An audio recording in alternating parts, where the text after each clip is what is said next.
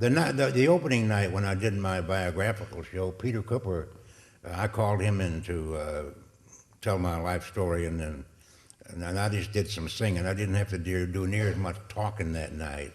And Peter did all the talking, I did all the singing. We're going to do that again one of these days, and Peter's going to do all the singing, and I'm going to do all the talking. He's quite a great songwriter, one of my favorite songwriters, and one of our favorite people, and he's kind of family, and he's here tonight. And he writes, as you all know, for the Tennessean, and he can do punctuation and everything. It's marvelous.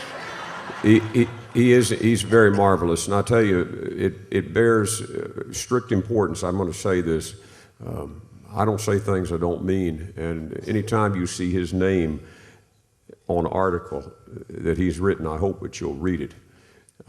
Even if he's writing about some group or some style of music that I may not particularly listen to on a regular basis or never listen to, it always pays me to read his articles, because with the integrity that he brings to his writing, the subjects that he talks about, and if he talks about those people that I know nothing about or maybe have never heard of, but yet when he talks about people to the degree with the sensitivity, the heart, and the care that he does musically about the people that we all know, you know that this guy cares. It's so rare that you have a journalist that plays and sings music but has a heart for it and really gets it. Merle Haggard says you can't make people get it when they don't understand, and that can apply to anything in life, but this guy gets it. He really does, and anytime we lose one of our beloved people in our music community, some of the very best heartfelt tributes and eulogies and obituaries that have been written by anybody in the history of that newspaper have been written by Peter Cooper. And I want you to come up here for a moment, Peter. I want to talk to you here. Peter is a very special man, and you, much like Tom T. was talking about with radio years ago, you get to hear these people on the radio and you don't know what they look like necessarily. Well, in the case of Peter, you might read his name, but not sure what he looks like. But I'm really glad that you're here tonight, and Tom T. is a very special man to you. Personally, and years before he was in the Hall of Fame here. Of course, he'd been in the Songwriters Hall of Fame, but you were one of the people in print that championed his need to be here and have his plaque upstairs, which I became a reality 2 years ago. But that was just one of the many things that you've done. So thank you for that, and we really appreciate that. Thank you, Eddie. What a wonderful thing to say. I've loved Tom T. Hall's record since I was 5 years old, and he had an album called Songs of Fox Hollow that came out that was made for kids. Is that not a great one? And it was it was country music, and it was speaking kind of to me and not at me, even as a little kid. And it was an interesting study for me. I ciphered on it for a long time. Well, you talk about study. You have a college degree, of course, and you barely, but you got one as an educator and a journalist, and you've been here with the Tennessean for years. But you're also a very talented singer-songwriter. You've been on Music City Roots before, and your partner Eric Brace is here with you tonight, and you all have performed on Bill Cody's morning show a few times in the past. But as a songwriter, as a wordsmith yourself, and print as a wordsmith in song, I want you to talk about what set his songs and what continues to set his songs apart from his contemporaries and the other people years ago that you heard on the radio. Sure.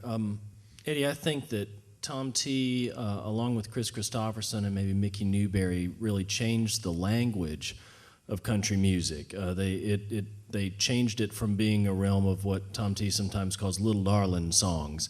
And there are a lot of places in his path that are interesting, where you can hear him change what he's doing based on the times.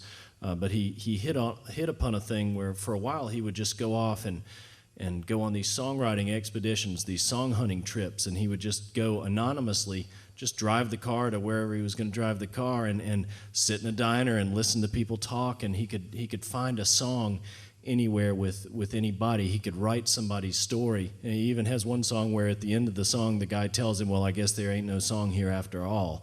But that's at the end of the song that he wrote. Then maybe Tom T. could tell the story about the time when he had to shift that a little bit, the notoriety that was afforded him by writing these songs anonymously in the diners and motels of America, writing about people. all of a sudden that was busted. I think there was a motel that he checked into, and he was suddenly recognized. Tom T., do you remember what I'm speaking of here? You checked into I remember this from your book, that you checked into a motel somewhere or another, and she said, "Tom T. Hall, what are you doing here?"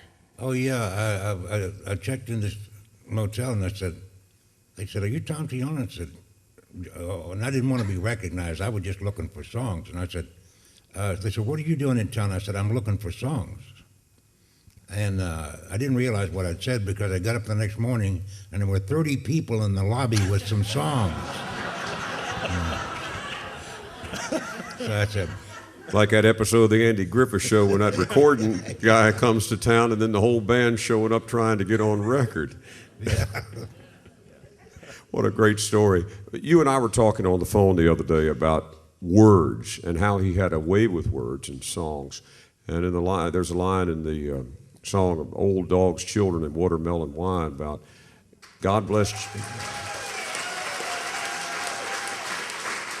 Well, there's a lot of depth in that song, but one night Sonny Osborne and I, the Osborne brothers, were talking about his writing, and they've recorded a number of Tom's songs. But he said he always loved the line, "God bless little children while they're still too young to hate." Wow. Yeah, that's right. And that "too young to hate," that theme shows up again in other ways in a lot of songs, and I've noticed that I've only found one song in Tom T's catalog, and I've listened to these songs and maybe more than my wife would care to me to sit around listening to them all the time, but not really. She likes them too, but I listen to these songs a lot. And there's only one. There's a song called "The Man Who Hated Freckles," where he actually passes judgment on this guy, because the guy was a real jerk in the song. But through the rest of these hundreds of songs, there's no judgment passed. He's writing about people, and he leaves it to us as the listener to decide what we think of these people, and he maybe tells their story and explains their story. You hear a lot of blame songs these days, in all days, but especially I think these days on the radio, there's a lot of, well, you did me wrong and this and this and this, and in Tom T's songs, it's much more, here's a person that I'm going to present to you, and you probably never met him before. Let me introduce you. And it's kind of like one of the things that has turned up, a theme that's turned up in a lot of country music biographies over the years. I think about the Jimmy Rogers book, the biography on Ernest Tubb, the biography on Bill Monroe. The author chose to praise the strengths of the subject and acknowledge the weaknesses, but not trash them. And it's kind of like what he does that in song, doesn't he? There are many songs that I love. There's one called "The Little Lady Preacher," where at the end, yeah, that's a good one too. At the end of that song, towards the end, there's this woman who was a teenage preacher, and she knew the Bible quite well, and she would preach, and she had a companion named Luther Short who would pick the guitar on the radio show that she was on, and Tom T was picking the doghouse bass in this song, and Tom T, I think, had a little crush on the Little Lady Preacher, but she wound up running off with Luther Short, who was, Tom T said, a hairy-legged soul lost out in sin.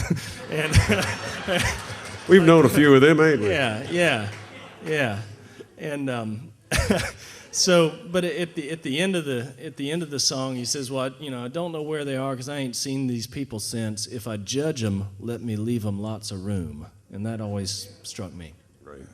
We could talk all night, and I appreciate you coming to be with us. Thanks for your thoughts and your reflections. Thanks for all you continue to do for all of us. Thank you, Eddie. Peter Cooper.